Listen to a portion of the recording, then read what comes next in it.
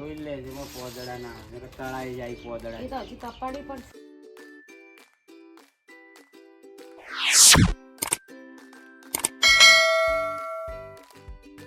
Hello guys, good morning, welcome back to my channel જેનું નામ છે લલિત એન્ડ ફેમિલી બ્લોગ. તો આપ સૌનું સ્વાગત છે મારી ચેનલમાં. આપ સૌને મારા સવારના જય શ્રી કૃષ્ણ, ગુડ મોર્નિંગ, જય માતાજીને હર હર મહાદેવ. આશા રાખું છું કે આપ સૌ મજામાં છો, હું પણ મજામાં છું. તો સરસ મજાના દિવસની શરૂઆત થઈ ગઈ છે, આપણા એક નવા બ્લોગની શરૂઆત થઈ ગઈ છે. તો વિડીયોમાં બન્યા રહો આગળ. તો ગાઈઝ, ચા પી લીધી છે આપણે અને હવે બનાવી છે આપણે રસોઈ. પહેલાં ટિફિન બનાવી દઈશું મારા પંચોની સ્કૂલ માટે. તો બનાવી દઈએ ફુલાનું શાક અને રોટલી. તો ગાઈઝ, ફુલાનું શાક આપણે વઘારી દીધું છે અને શાક ચડે એટલી વાર આપણે લોટ બાંધી દઈએ. શાક આપણે થોડી વારમાં રેડી થઈ જશે.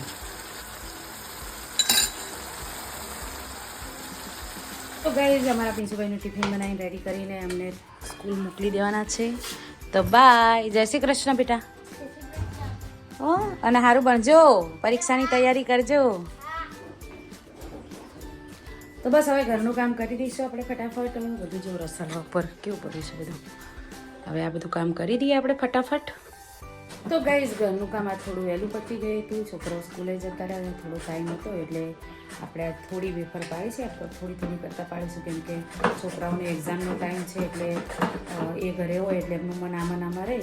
એટલે એના કરતાં આપણે છોકરાઓ સ્કૂલે જાય એટલે રોજ થોડી આવી રીતના બટાકાની વેફર પાડી દઈશું. આપણે છોલી દીધા છે બટાકા, લલિત પાડે છે વેફર અને આને 2 પાણીએ ધોઈ સરસ મજાની વેફર પડી છે. આપણે 2 પાણીએ ધોઈ અને પછી બટાકાની વેફર બાફી દઈશું અને પછી સૂકવીશું. લગભગ 5-1 કિલો જેવા બટાકા આજે આપણે કર્યા છે. તો ગાઈઝ, આપણે મૂકી દીધી છે વેફર કરવા માટે. અંદર નાખી છે ફટકડી અને મીઠું અને થોડી વારમાં તો થઈ જશે. સેજ કલર ચેન્જ થાય એટલે આપણી વેફર તૈયાર.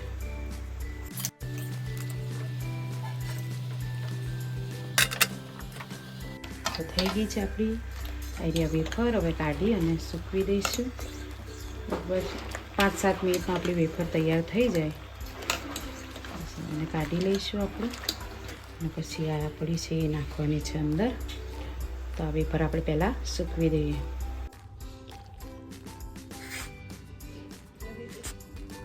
તો ગાઈસ, હવે જો વેફર આપણી સૂકવાય છે, આપણે એક ગાણ કાઢ્યું એટલે આટલું થઈ છે.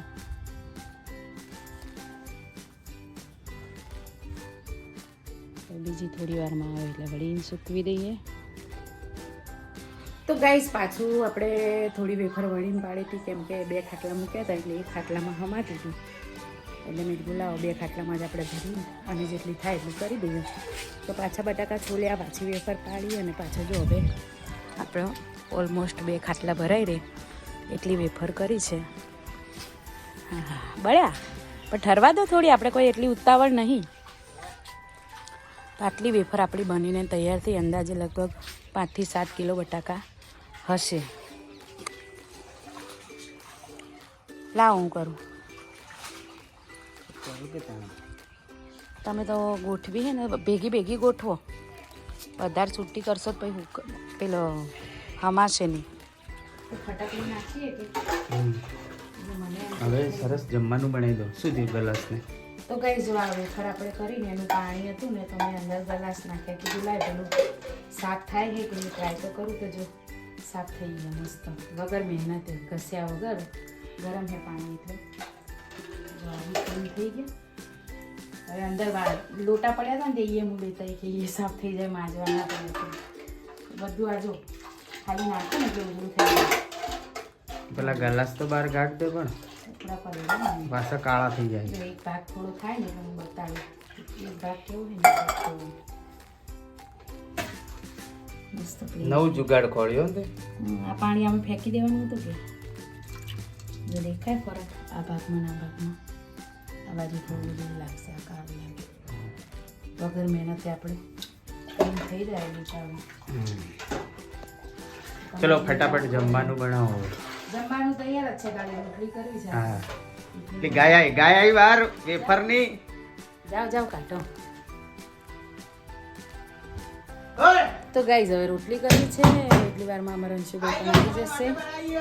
હા બસ હવે આ બહાર મૂકવી એટલે અમારે આ ધ્યાન રાખવું પડશે. અમારે લોટા સરસ મજાના થઈ ગયા ને જોડો. આ બાજુ જુઓ અને આ બાજુનો ફરક દેખાય ને.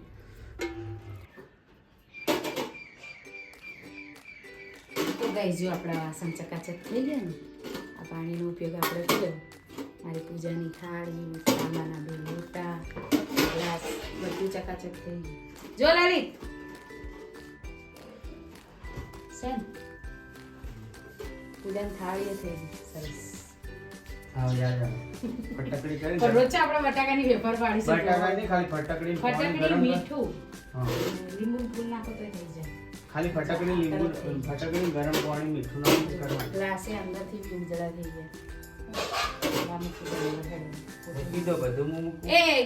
તો ગાઈઝ રસોડું બધું આપણે ક્લીન કરી દીધું છે. વાસણ થઈ ગયા છે અને હવે મારે જમવાનું બાકી છે. લલિત અને અંશુએ જમી લીધું છે કેમ કે વેફર બહાર સૂકવી છે એટલે વારે ઘડી આપણે ખબર રાખવી પડે. બહાર ગાય આવે એટલે ધાબે સૂકવતા નથી, નીચે જ સૂકવી છે આપણે. તો હવે અમે જમી લઈએ. અમે એટલે હું એક જ, બાકી તો બધા જમી રહ્યા. ગાઈઝ હવે મારું કામ પત્યું છે અને હવે જોઉં છું કે વેફર કેટલી સુકાણી કેટલી નહીં. જુઓ હજી થોડી કાચી છે. આ વહેલી સૂકવી હતી એટલે થોડી સુકાઈ ગઈ છે ને આ બાજુ બાકી છે. હજુ આ તો હજુ એમને કાગળ જેવી છે એટલે વાર લાગશે સુકાતા. તડકો બહુ છે, ગાયોની ખબર રાખવી પડે. એક ખાટલો હુકાણો છે, એક બાકી છે. આ બાજુ વાળો થઈ ગયો છે આપણો ખાટલો અને આ બાજુ બાકી છે. જો મરી લેબડી ને એ તો ખાટી સારી એવી એટલે એવું તો ગાઈસ થઈ ગયો છે સાંજની ચાનો ટાઈમ. જો આપણે ચા મૂકી દીધી છે. એક બાજુ દૂધ ગરમ થાય છે અને બપોરે આપણે કામ ચાલુ હતું. વળી મહેમાન આવ્યા હતા એટલે વળી ચા ને બધું, ચા ને નાસ્તો ને બધું. તો પછી થોડી વાર કલાક એક આરામ કર્યો. વેફર સુકાઈ ગઈ છે, હજી બહાર જોવા નથી ગઈ. લલિત જઈને એક મોચામાં ભેગી કરીને આવ્યા છે. એટલી વાર અમારા અંશુભાઈ ટ્યુશન જઈને આવી ગયા છે. ચા પીવી પડશે. પેલી મેં કીધી એ ના પીધી, મેં કીધું તું તને. તો મોડો શું કરવા ઉઠ્યો તો? 4 વાગે ટ્યુશન હતું.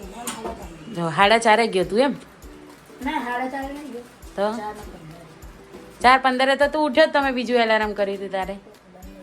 કેટલો જુઠ્ઠો હો ગઈ. સારી ઊંઘે ને. હા બપોરે ઉરેની આવે ને તો પેલો ફોન લઈને બેસે. 2-2:30 વાગે સુધી તો ફોન જોવે ને પછી મોડા ઉરે. હા કાકા ખાવા બેસે. તો ચલો ગઈ આપણે સાંજની ચાનો ટાઈમ થઈ ગયો છે. આવી જા મિત્રો સાંજની ચા પીવા માટે. જોઈ લેજો પોદડા ના તળાઈ જાય પોદડા. એ તો હજુ કપાડી પડશે ને. કાચી લાગે છે. એ તો હજુ કાચ કપાડવાની આજે લાગે છે ને. તો બપોર 12 વાગે કરી લઈ લીધી હોય તો બધી રેડી રે લગભગ 1 કિલો જેવી છે. વધારે નથી હોય. આટલા બધા બટાકાની આટલી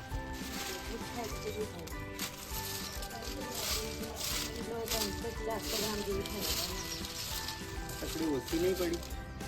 ના બરોબર દોડી ના કરાય. બધા લાલ થઈ જાય પીતાળો ને એટલે આટલી મહેનત કરી અને આટલી થઈ ગઈ. 4 કલાક મથ્યા તારે આટલી બની. કેળોઈ રહી ગઈ મારી એટલે.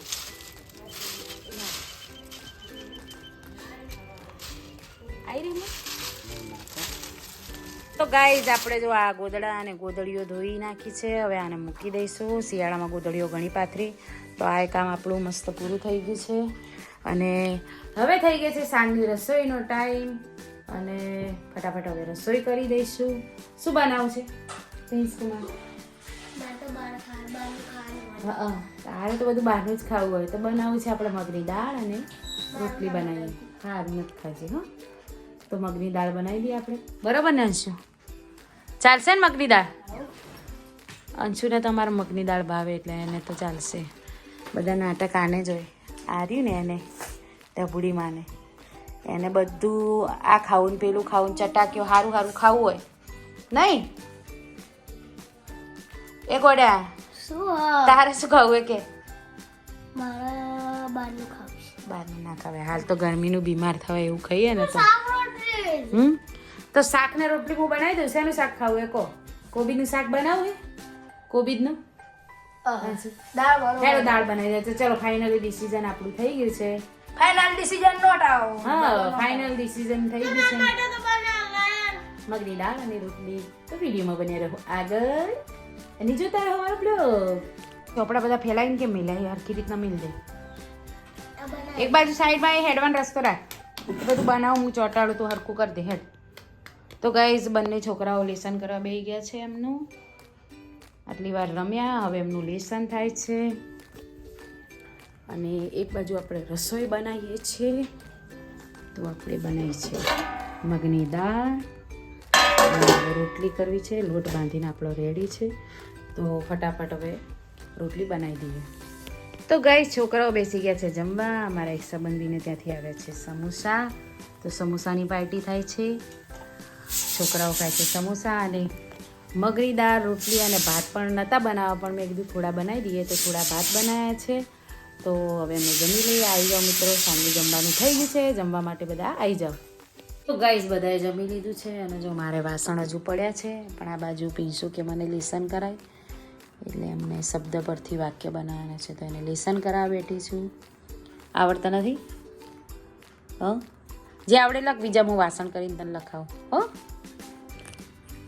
તો ગાઈઝ હવે વાસણ કરી દઈએ અને પછી સૂઈ જઈએ તો બસ આજના વિડીયોમાં આટલું મળ્યું પછી નેક્સ્ટ વિડીયોમાં અમારી ચેનલને લાઈક કરજો શેર કરજો કોમેન્ટ કરજો સબસ્ક્રાઈબ કરજો સાથે સાથે બેલ આઇકન દબાવવાનું બિલકુલ ભૂલતા નહીં જેથી અમારા દરેક વિડીયોની નોટિફિકેશન તમને સૌથી પહેલાં મળતી રહે તો બાય ગુડ નાઇટ